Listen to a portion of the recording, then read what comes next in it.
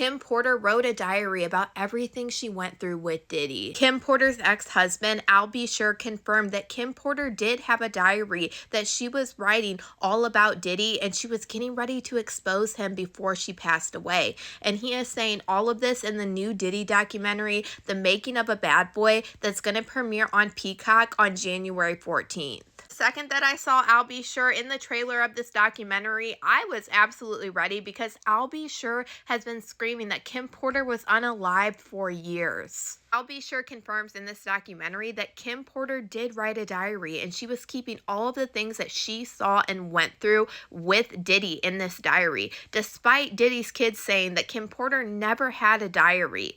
Al B. Sure said that he believes that Kim Porter was about to blow the lid off Diddy's perverted lifestyle. He said that he does know for sure that Kim Porter did have a diary, and someone got the passcode to her phone and her computer and found out what she was writing and what was going on behind closed doors. And I've heard Al B. Sure and Gene Deal and others talk about how Kim Porter's laptop and her phone went missing right after her passing. Al B. Sure also suggested that Kim Porter was unalived and said that she was going to do what Cassie Ventura did with her lawsuit, blowing the lid off the entire situation that she was put through with Diddy. Al B. Sure claims that Kim Porter was confiding in him. He said that Kim Porter told him something wasn't right. Diddy has gone completely dark, like he's just not there. Kim Porter made him promise on their son's life to not ever reveal anything because she was in complete fear over his life.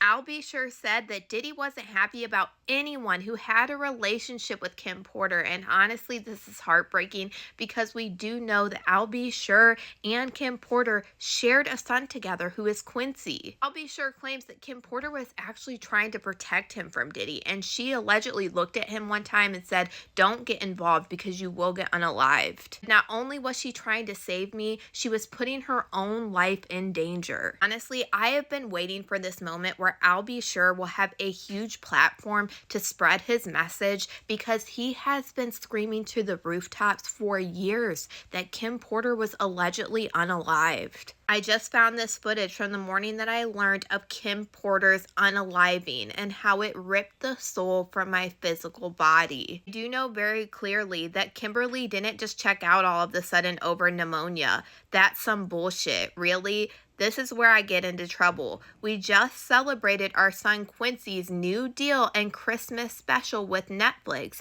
and she was in fantastic health, as well as laughing seeing me and Diddy's mutual exchange at the theater. I'm gonna leave it here. Don't let the love songs fool you. I will never forget Al B. Sure posting this. I had the chills because they did go to an event for Quincy's The Holiday Calendar for Netflix a couple days before Kim Porter passed away. Not long after Al B. Sure started airing all of this out is when he went into a coma. And Al B. Sure has even hinted at Diddy really being responsible for the coma that he was put in. Al B. Sure got even more vocal this year when everything about Diddy started to go down, and he actually called for an investigation into Kim Porter's passing. Al B. Sure even posted this to his social media today with the trailer of the Diddy, The Making of a Bad Boy, that he is premiering in, where he is going to air out all of this stuff about Kim Porter.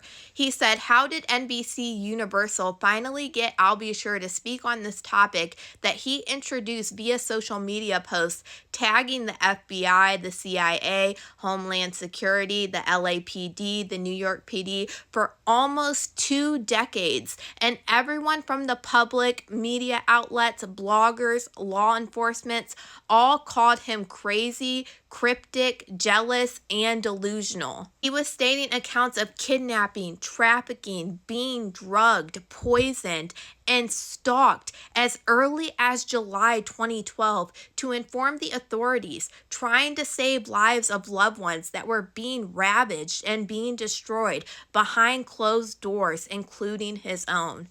Justice for Kim Porter."